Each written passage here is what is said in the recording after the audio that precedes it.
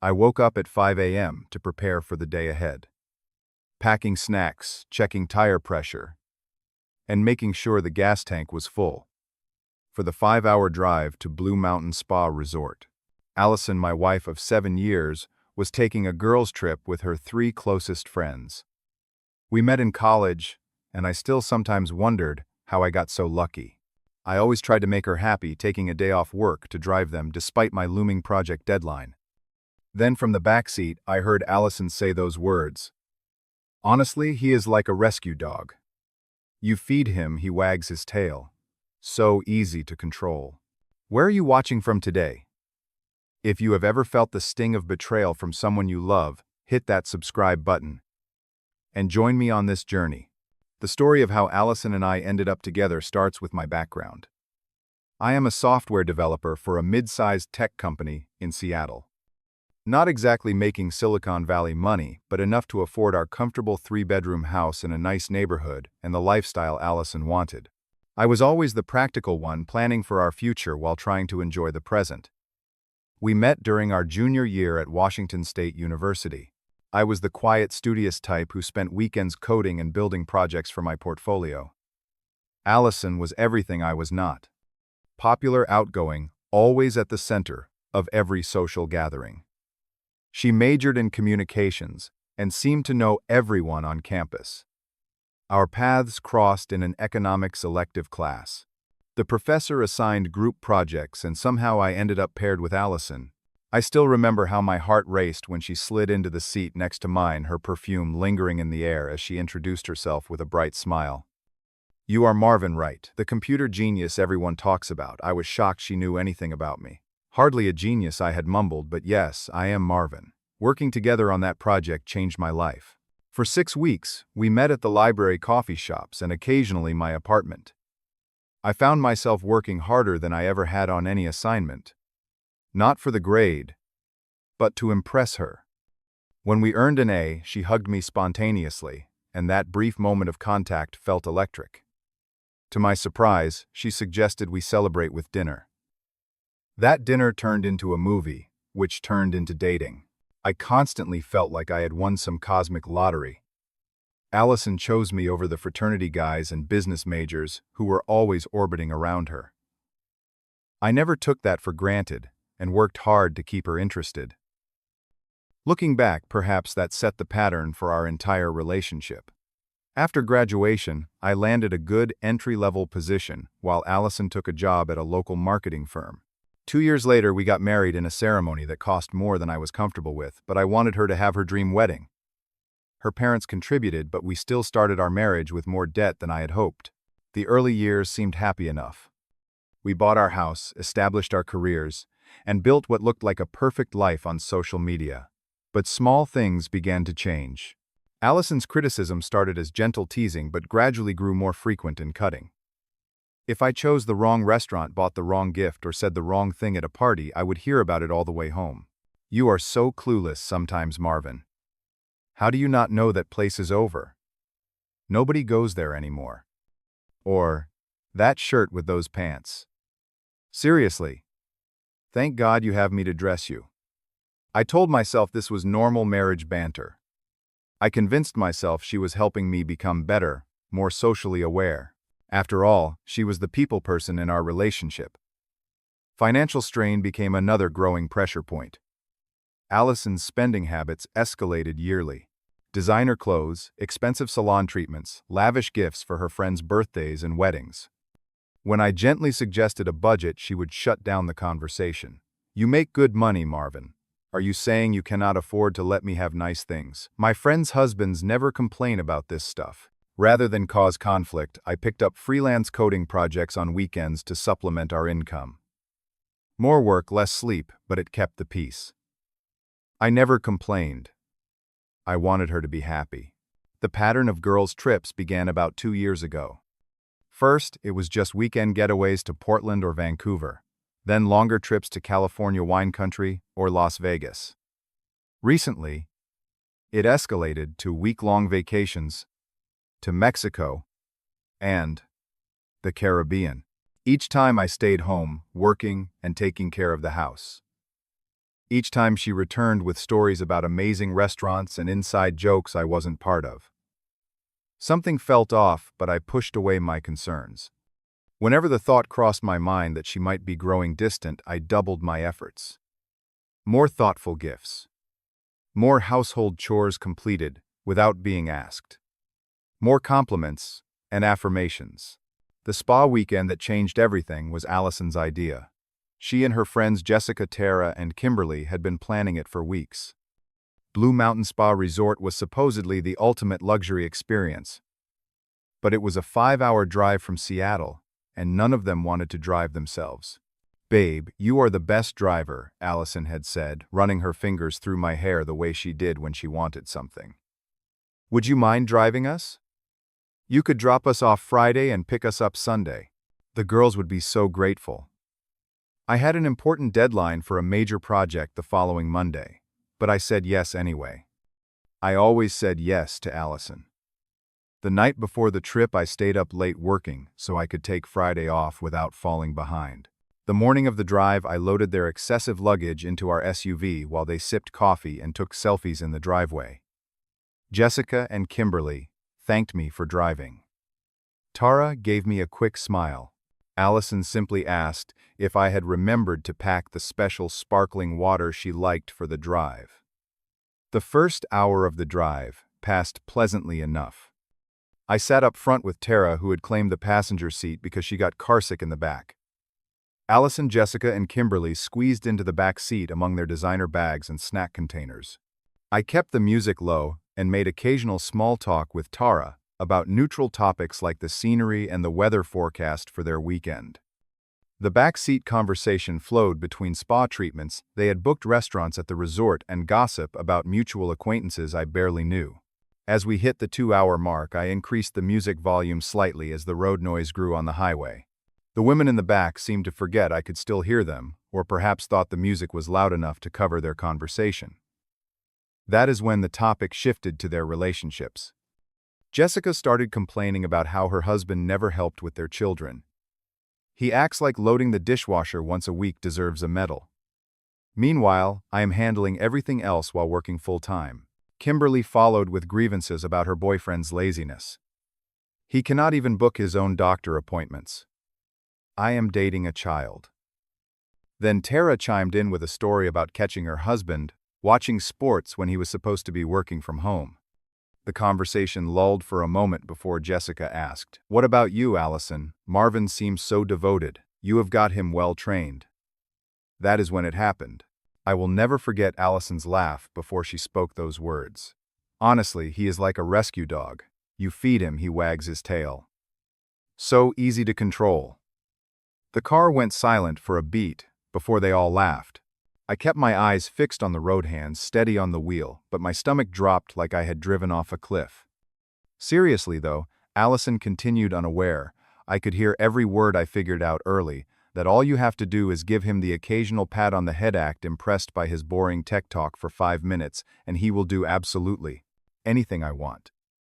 "So that is how you got him to drive us all this way," Kimberly said, giggling. "Please. I have him paying for this entire weekend on our joint card, while telling him it is just my portion. He never checks the statements. Too trusting." The conversation took an even more painful turn when Jessica lowered her voice to ask, "Does he have any idea about Jason?" My blood ran cold. Jason. Her personal trainer at the gym. "Not a clue," Allison replied, sounding almost proud.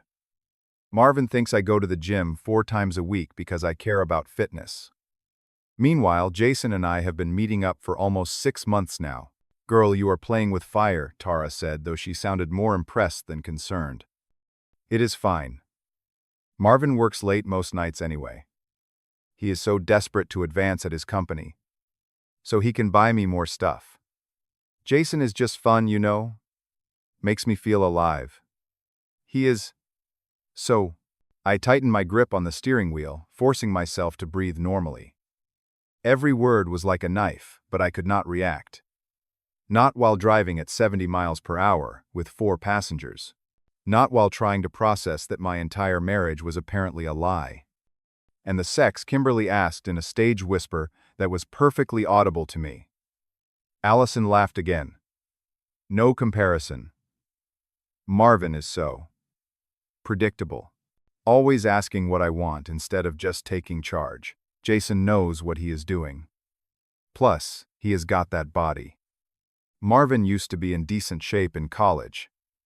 But now, that dad bod without even having kids. More laughter. The conversation shifted to critiquing other aspects of my appearance, from my haircut to the clothes Allison claimed to have selected for me. The best part is how he thinks he is so smart with his coding job. Allison continued, but he has no idea I have a separate credit card. $20,000 in debt, and he is clueless. I felt physically ill. $20,000 of secret debt in addition to the joint spending I was already concerned about. No wonder. Our savings had barely grown despite my increasing income and side jobs. By the time we pulled into Blue Mountain Spa Resort, I had heard enough to understand my entire marriage was built on manipulation and lies. Yet I maintained my composure, helping unload their bags and carrying them to the reception area. Allison barely glanced at me as she took her weekend bag. We are going to check in. You can head back. No thank you. No acknowledgement of the 5-hour drive or the day of work I had sacrificed. Just dismissal. As I turned to leave, she called after me. For one naive moment, I thought she might say something kind. Instead, do not forget to wash the sheets before I get back. They stink like you. Her friends looked uncomfortable but said nothing as Allison walked away laughing. I stood there for a moment, in the resort lobby surrounded by wealthy vacationers, feeling utterly alone. The 5-hour drive home was the longest of my life. No music, no podcasts, just the deafening silence of my thoughts, and the occasional sound of my hand hitting the steering wheel in anger and pain. By the time I pulled into our driveway, our house no longer felt like home. It felt like a stage where I had been performing in a show without realizing I was the only one who did not know the script.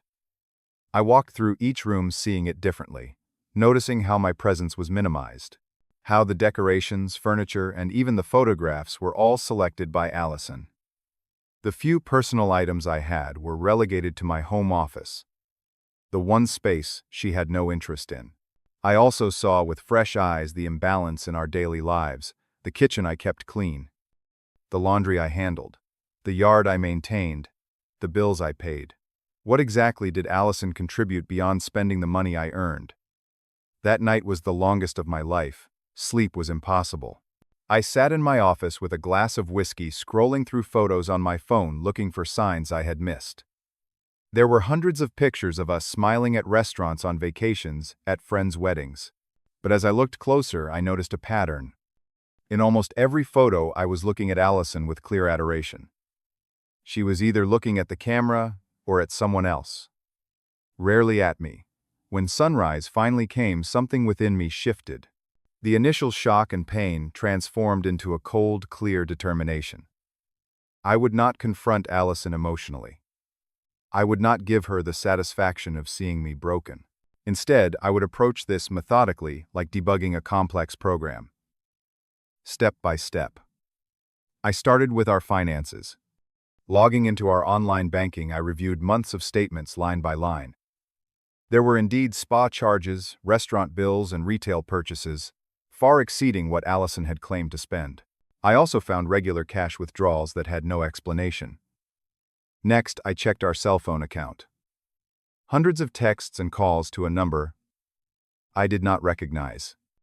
A quick reverse lookup confirmed it belonged to Jason Thompson, personal trainer, at Elevation Fitness, where Allison had been a member for the past year. Email was next. Allison and I had shared our passwords early in our relationship as a sign of trust. She had changed hers since then, but I found a forgotten iPad in her nightstand that was still logged in. The evidence was overwhelming. Explicit messages with Jason going back 8 months, not 6. Plans for meetups while I worked late. Even discussions about their future together. Most devastating was finding emails with her friends where she openly mocked me. Forwarding sweet messages I had sent her with snarky commentary. Sharing private details about our marriage for their entertainment. The level of betrayal went beyond the affair. Then I found it. The secret credit card statements. Not 20,000 in debt as she had claimed in the car. Closer to 35,000 across 2 cards opened in my name. Identity theft by my own wife. Something inside me hardened with each new discovery. The man who had left to drive them to the spa yesterday was gone. In his place stood someone new. Someone who would never again be manipulated, used, or disrespected. I called in sick to work and contacted my closest friend David, who happened to be an attorney. Over lunch at a restaurant far from our usual spots, I laid out everything I had discovered. David listened without interruption, his expression growing darker by the minute. "First things first," he said when I finished. "Financial protection. Today, Manias. Today, his. Today, we are separating your accounts, freezing credit, documenting the fraud, and preparing for divorce." The next 48 hours became a blur of purposeful activity. Following David's advice, I opened new bank accounts at a different institution. I transferred half of our joint savings, leaving detailed records of the transaction. I froze my credit at all 3 bureaus after documenting the fraudulent cards Allison had opened.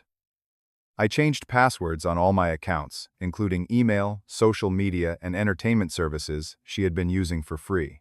I backed up evidence of the affair and financial fraud to secure cloud storage and gave David access as my attorney. The hardest call was to Allison's parents. Despite everything, I respected them and knew this would be devastating news. Her father answered, and I calmly explained that his daughter and I would be divorcing due to infidelity and financial deception. I did not go into humiliating details, but made it clear this was not a rash decision. He was silent for a long time before saying they would always care about me, and were sorry things had ended this way. On Saturday morning, I packed essential belongings and documents, loading them into my car while neighbors were still asleep. David had offered his guest house until I found a new place. Before leaving, I changed the locks on all doors and installed a small security camera at the front entrance. Legally questionable in a shared marital home, David admitted, but it would give us evidence if needed later. The final step was the hardest. Sitting at David's dining table, I helped draft a formal letter stating my intention to divorce, outlining the evidence of adultery and financial fraud, and explaining that all further communication should go through our respective attorneys. The letter was cold, factual, and utterly unlike my normal communication style. It felt strange in my hands, but also right. Throughout Sunday, I focused on strengthening myself mentally and emotionally. David introduced me to his meditation instructor for an emergency session. I went for a long run, pushing my body to exhaustion. I spoke with a therapist. David recommended scheduling regular sessions going forward. I was preparing for the confrontation I knew was coming. Allison would be home Sunday night. Based on previous trips, she would expect to find me waiting, ready to unload her luggage, listen to heavily edited stories about her weekend, and probably do her laundry while she relaxed. She was in for a surprise. The storm broke Sunday evening, around 8:30 p.m. My phone exploded with notifications. Calls, texts, and voicemails from Allison, all increasingly frantic. "The key is not working. Where are you? Did you change the locks? Answer your damn phone, Marvin. This is not funny. Let me into my house right now." I watched through the security app as she arrived with Jessica and Kimberly still in spa robes with wet hair. Apparently they had left in such a rush they had not properly changed. Allison pounded on the door while her friends stood awkwardly behind her, looking around at neighbors' houses where lights were coming on. When no one answered, Allison tried peering through windows. Then, she made a critical mistake. In her anger, she shouted loud enough for neighbors and the security camera to capture, "I pay for half this house. You cannot lock me out." This was categorically untrue. I had made every mortgage payment from my salary. The down payment had come from my savings. Allison's name was on the deed because I had thought we were partners. Her statement would undermine her future claims. After 30 minutes of escalating drama, they left. The security app showed Allison returning alone an hour later, sitting on the porch steps crying. She looked directly at the camera I had not tried to hide. "Marvin, please. Whatever this is about, we can fix it. Just talk to me. I felt nothing watching her performance. The tears seemed as calculated as everything else in our relationship had been. Monday morning, I contacted a divorce attorney recommended by David and forwarded all evidence. By afternoon, Allison had been served divorce papers at her office. By evening, she was at David's front gate, somehow having tracked down my location. The security system showed her sobbing, looking broken, and genuinely afraid. Please, just 5 minutes. I love you. Whatever you think happened, it is not what it seems. After consulting with both David and my new attorney, I agreed to a brief conversation, but only in David's presence and in the front yard where neighbors could witness there was no physical threat. Seeing Allison up close for the first time since the drive, I was struck by how different she looked to me now. The woman I had placed on a pedestal for years suddenly seemed smaller, less magical. Why, she demanded immediately. What did I do to deserve coming home to changed locks and divorce papers? No conversation. No warning. I maintained calm, speaking quietly. I heard everything in the car. Allison. Everything about Jason. About the credit cards. About how I am just a rescue dog you have trained. The color drained from her face. You could not have heard. The music was playing. Not loud enough. She switched tactics, instantly tears flowing. It was just talk. Girls exaggerating to sound cool. Jason is just a friend. The credit card was going to be a surprise for your birthday trip. I almost laughed at the absurdity of the lies.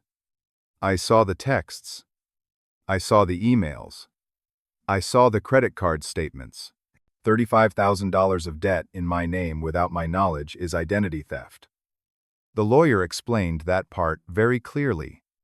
Her tears stopped abruptly, replaced by anger. You went through my private emails, my texts. That is invasion of privacy. Actually, it was investigation of felony fraud.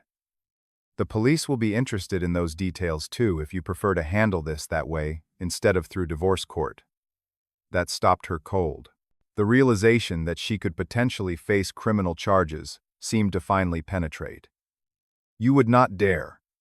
After 7 years together, 7 years of manipulation and lies. I have the documentation, Allison. All of it. If you cooperate with a clean divorce and debt repayment plan, we can keep the legal system focused on the divorce rather than the fraud. Your choice. She tried one last approach, stepping closer, lowering her voice to the seductive tone that had once made my heart race. Marvin, baby, we can work through this. People make mistakes. I made a mistake. But what we have is special. You know it is. For a brief moment, I felt the pull of old patterns. The desire to believe her. The habit of forgiveness. The comfort of the familiar, even if the familiar was toxic. But that moment passed quickly. What we had was a lie. I have nothing more to say. Please direct all future communication to my attorney. I turned and walked back inside without looking at her again. Through the window, I watched her standing there, shocked that her usual tactics had failed. Eventually, David escorted her back to her car. As she drove away, I felt the first moment of true peace I had experienced in years. The divorce process was neither quick nor easy. Allison alternated between vicious attacks and tearful pleas for reconciliation. She tried turning mutual friends against me with carefully edited versions of events. She made false claims about emotional abuse. She even showed up at my workplace once, causing a scene that required security intervention. But I remained resolute, engaging only through legal channels. The evidence was overwhelming, especially the fraudulent credit accounts. Faced with potential criminal charges, Allison finally agreed to a settlement that required her to repay the fraudulent debt and divided our assets fairly, with the house being sold and proceeds split according to contribution. Throughout those difficult months, I focused on rebuilding. Therapy helped me understand how I had allowed myself to become so diminished in my own relationship. I reconnected with friends I had neglected during my marriage. I rediscovered old hobbies and interests that had fallen away when I was constantly trying to please Allison. I found a small apartment closer to my office and furnished it exactly as I wanted. No designer decorations, just comfortable, functional pieces that reflected my actual tastes. For the first time in years, I lived in a space that felt authentically mine. My career flourished once I redirected the energy previously spent managing Allison's demands. I received a promotion and substantial raise 6 months after the separation. The financial strain of the divorce was significant, but with careful planning and without Allison's excessive spending, I began rebuilding my savings. Most importantly, I learned to recognize my own value. The experience, painful as it was, taught me that self-respect is not negotiable. That healthy relationships require genuine reciprocity, not one person constantly trying to earn the other's approval. That love should feel like freedom, not constant evaluation and judgment. Today, almost a year since that fateful drive to Blue Mountain Spa Resort, I can honestly say I am grateful for what happened. Not for the betrayal itself, but for the gift of clarity it provided. Sometimes we need to have everything taken away to discover what truly matters. I no longer define my worth through someone else's assessment. I no longer believe love should feel like walking on eggshells. And I no longer accept breadcrumbs of affection as though they were feasts. The greatest lesson was learning that the voice that matters most is the one inside my own head. When that voice speaks with kindness and truth, no external validation can compete with its power. Has my story resonated with you today? Have you ever discovered that someone you trusted was not who they appeared to be? Share your experience in the comments below. And if this story helped you in any way, please hit that subscribe button and give this video a like. Your support helps others find these stories of healing and growth. Thank you for listening, and remember, your worth is not determined by someone else's inability to see your value. Take care, and I will see you in the next story.